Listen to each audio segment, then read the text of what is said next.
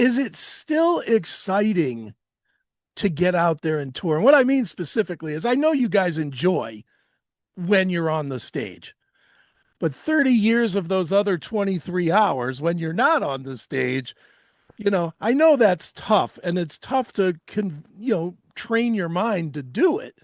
Is it still exciting for you to go do it, or does it feel almost jobby on some level because of 30 years of get in the bus, wait, then get on. You know what I mean?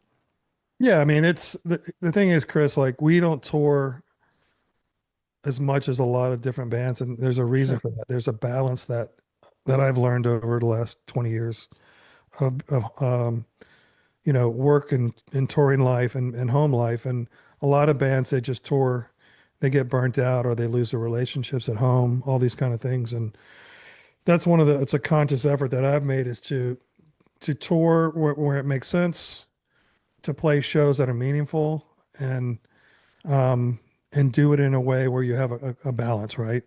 So Mm-hmm. that way when you do see the band on stage, we're energized, we want to be there. The conditions I look at all the venues, I look at the days off, I look at everything when it comes to the tour, the type of bus we have, the hotels, because at the end of the day, you want to enjoy the whole process. It's not just about making money and saying I Sure. played in this city or this city. It's all about the full experience. So, from that aspect, we've been really good at kind of being able to balance all those things. Now, of course, there is whatever it is, there's always, things you got to consider and being away from home or being in an off town or something where it's like Mm-hmm. nothing to do, those kind of things. But we are the last people to complain about situations and touring and stuff. I mean, the costs have gotten crazy, Sure. but it's cost, everything costs more for everybody, not just us. Um, so long answer to your question No, is, that's fine. yeah, we still love doing it. Yeah. Right on. Is it is it different now in the fact that people don't advance buy tickets anymore?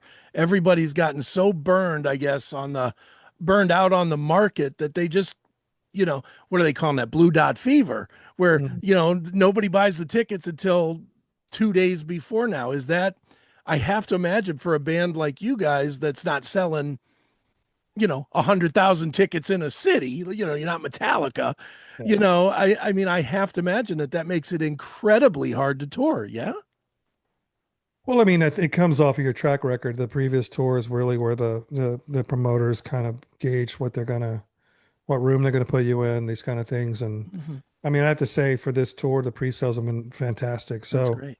um, but I don't know. I don't know. I'm not the typical like kind of concert goer. I go to concerts, but um, yeah, I don't know what the psychology is now with buying tickets. I mean, the fact that people wait till it's closer to the show kind of makes sense, I guess. But we've never canceled a tour except for 15 years ago when someone, quit the whole band and we had to, you know, um, cancel a tour. But that's the first time and it's the last time we've ever had to do that. So Right I on. think people Well, can trust when Camelot's coming.